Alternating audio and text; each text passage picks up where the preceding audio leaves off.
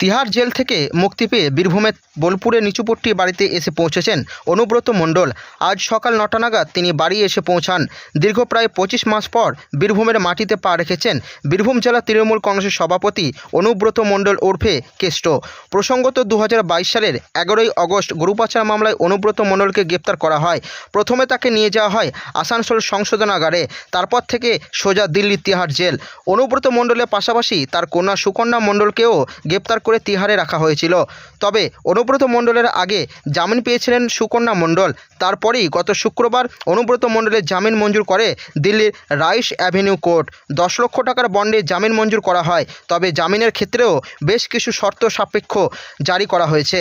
এক পুজোতে বন্দিত আর এক পুজোতে মুক্তি, জীবনচক্রের আবহে এমনভাবে আবর্তিত হলেন বীরভূমের তৃণমূল সভাপতি অনুব্রত মণ্ডল।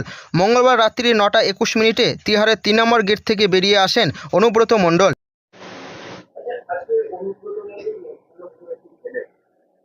আজকে ওই বাড়িতেই রান্না হয়েছে, ঘরের লোকই রান্না করেছে, মাছ ভাত, হ্যাঁ এইসবই খেয়েছে, আর কিছু খায়নি। পোস্ত বড়াও খেয়েছে, কিন্তু আর কিছু বেশি কিছু করেনি, ওইটুকুই হয়েছে। আমাদের এই তো আজকে এলো, এই তো কয়েক ঘন্টার মধ্যে, এবার কন্ট্রোল আস্তে আস্তে করবে নিশ্চয়ই। চিকিৎসাটা দাদাকে হয়তো বলেছে, আমরা তো সেটা যাবো, এখনই গিয়ে সব জানতে পারবো। বাইরে বাবার জন্য অধীর আগ্রহে বসেছিলেন সুকন্যা মণ্ডল। বাইরে বেরিয়ে এসে ধরেন কন্যা সুকন্যার হাত।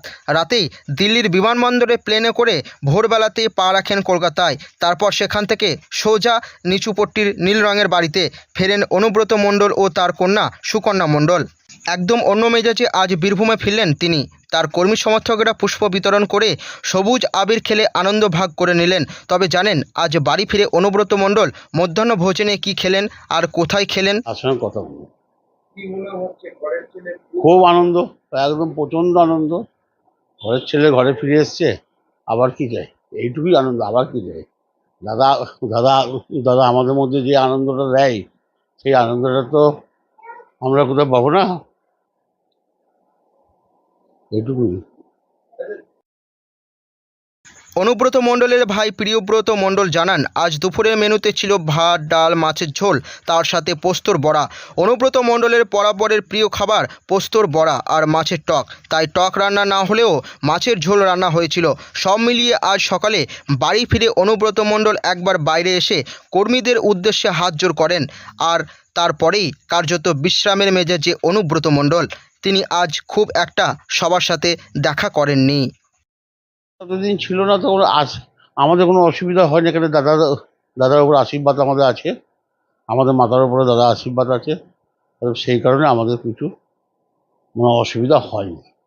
কিন্তু মনের দিক থেকে সম্পূর্ণ আমাদের কষ্ট এবং হয়েছে। 3বার দুর্গাপুজোয় ছিলেন না, 3বার, হ্যাঁ এবার আবার দুর্গাপুজোয় থাকবেন, আনন্দ হবে, একসঙ্গে থাকবো, খাওয়া দাওয়া হবে, এইটুকুই। বীরভূম থেকে সৌভিক রায় রিপোর্ট, লোকাল 18 বাংলা।